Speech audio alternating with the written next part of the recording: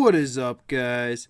This is Silver Warrior here, and I think it's about time that I weigh in with my own thoughts on this recent explosion in the idea that silver is going to be something you can actually squeeze. And I just have to say right now, this is not the first time where silver has gotten a crazy amount of hype. Back in January of 1980, silver saw the highest value that it ever has seen, at least in terms of recent history, when it actually managed to hit around $50 an ounce on January 21st. And I know this also was nearly matched when silver exploded in the early 2010s again, but if you adjust for inflation, this is actually $160 worth of US currency today, because of course, money, it does lose value over time generally, especially when it comes to something like the US dollar, and thus everything that is valued in any time, especially before like the last 5 years, actually does have to be adjusted. So again, that cost of $50 back in 1980, that would be the same as $160 today.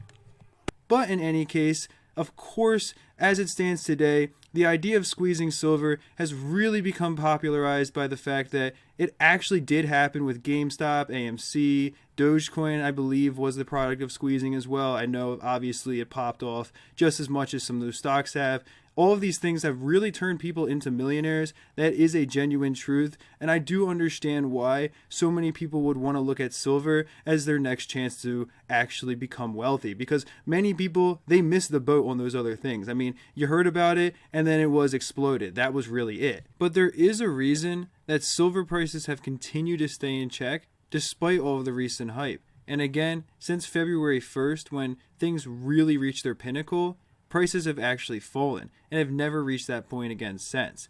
So here is the actual truth about trying to squeeze silver, especially in the way that everyone's going about it. Now, what first needs to be understood is that very little of the silver that's actually mined each year, or I should say refined from ores, is actually put into bullion form.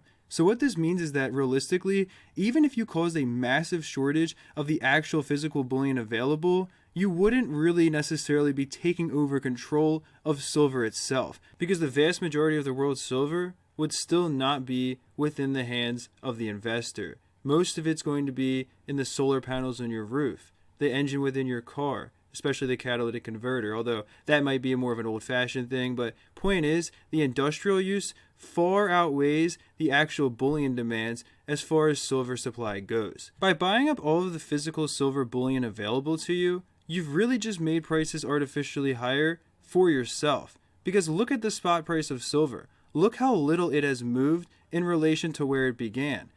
Compare this, of course, to the fact that silver premiums are now significantly higher than what they used to be when it comes to trying to buy, you guessed it, silver bullion. All you have actually done is taken the power out of your hands and put it into that of bigger companies, because now they realize, oh, we don't have to worry about getting our silver sold. The demand is there. Prices, they can be a little bit higher. We can make better margins now. But on top of that, we can also limit the supply a little bit. We don't have to let everything we have sell. Therefore, we can create even more artificial demand and make prices even higher. And I'm not accusing any major company of doing this. I'm just saying that we are giving them the opportunity unnecessarily to do so in the first place. I mean, look at diamonds. When the demand became as high as it was, jewelry companies understood if they were to limit the supply coming into the United States, they could create an extremely profitable situation for themselves. Because now you have the fact that they are quote unquote rare,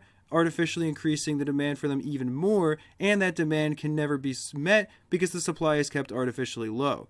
I do not want to see something like this happen with silver.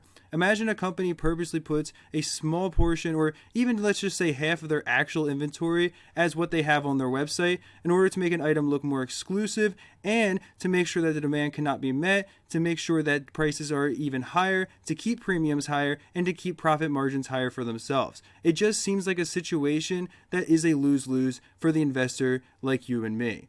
But in any case, I do appreciate you listening through the video. If you disagree with me, please do leave a comment and tell me your own thoughts. Tell me why you believe silver will be squeezed in 2021, because I love to have my mind changed. I love to be challenged, and I love to grow as a person. But until then, this is really just me trying to save you a little bit of money, and especially the heartache of pouring your money into something that you believe you're getting in on the ground floor of, that's going to have the potential to take off because all of these experts, quote unquote, are telling you it does, all of this hype, whatever it is, you've seen it happen before. I just don't want that situation to happen to any of you guys out there, because it really does suck to be disappointed in that way, to end up realizing that you kind of fell for the hype and you now have something that's actually worth $3 or $4 less per ounce than what you ended up paying.